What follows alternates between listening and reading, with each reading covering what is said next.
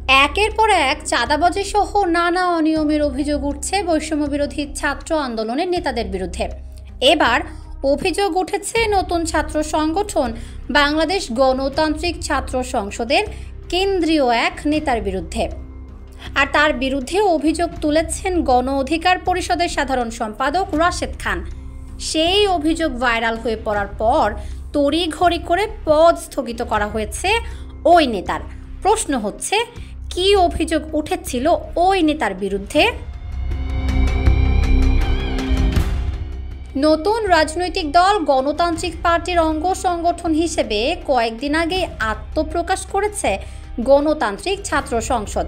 সংগঠনের বয়স 10 দিনও পার হয়নি, আর এরই মধ্যে কেন্দ্রীয় নেতার বিরুদ্ধে চাঁদাবাজির অভিযুক্ত ওই নেতার নাম গোলাম কিবরিয়া অপু। তিনি বাংলাদেশ গণতান্ত্রিক ছাত্র সংসদের কেন্দ্রীয় যুগ্ম আহ্বায়ক। এক ইন্টারনেট ব্যবসায়ীর কাছে তিনি চাঁদা দাবি করেছেন বলে অভিযোগ তুলেছেন গণ অধিকার পরিষদের সাধারণ সম্পাদক রাশেদ খান। ফেসবুকে দেয়া রাশেদের ওই পোস্ট মুহূর্তে ভাইরাল হয়ে গেছে। চাঁদা দাবির একটি কল রেকর্ডও ভাইরাল হয়েছে।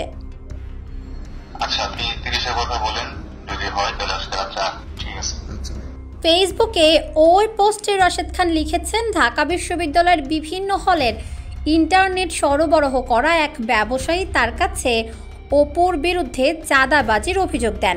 তিনি তার কাছে তথ্য প্রমাণ চাইলে ছেলেটি তাকে অডিও রেকর্ড শোনায়। এরপর ঘটনাটির আরও সত্যতা যাচাইয়ের জন্য রাশেদ খান উপস্থিত থেকে ওই ব্যবসায়ীকে বলেন গোলাম কিবরিয়া অপুকে ফোন করতে। রাশেদের সামনেই ওই ব্যবসায়ী ফোন দেন অপুকে।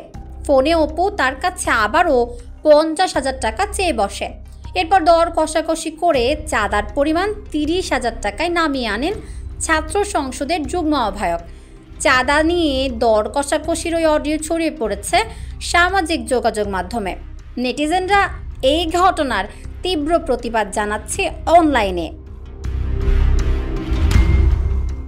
গণ অধিকার পরিষদের রাশেদ খান হতাশা ব্যক্ত করে ফেসবুকে লিখেছেন, নতুন রাজনৈতিক ছাত্র সংগঠন নতুন আকাঙ্ক্ষা বাস্তবায়নের জন্য গঠিত হয়েছে। আমি তাদের সাফল্য কামনা করি, কিন্তু সংগঠনে অন্তর্ভুক্ত কেউ ছাত্রলীগের স্টাইলে হলে দখলদারিত্ব ও চাঁদাবাজির সাথে সম্পৃক্ত হোক সেটি প্রত্যাশা করি না। আশা করি গণতান্ত্রিক ছাত্র সংসদ অপুর বিরুদ্ধে যথাযথ সাংগঠনিক ও প্রশাসনিক ব্যবস্থা গ্রহণ করবে। এ ঘটনার পরপরই গোলাম কিবরিয়া অপুর পদ স্থগিত করেছে বাংলাদেশ গণতান্ত্রিক ছাত্র সংসদ। পাশাপাশি তাকে স্থায়ীভাবে কেন বহিষ্কার করা হবে না সে ব্যাখ্যাও চাওয়া হয়েছে। গণতান্ত্রিক ছাত্র সংসদের কেন্দ্রীয় সদস্য সচিব জাহিদ আহসান এ বিষয়ে বলেন, ফেসবুক পোস্টের ভিত্তিতে আমরা তার ব্যাপারে অভিযোগ পাই। পরবর্তী সময় প্রাথমিকভাবে সেটার সত্যতা পেয়ে তার পদ স্থগিত করি এবং কেন তাকে বহিষ্কার করা হবে না এ বিষয়ে তাকে কারণ দর্শাতে বলি। অভিযোগের বিষয়ে ব্যাখ্যা দিয়েছেন গোলাম কিবরিয়া অপু।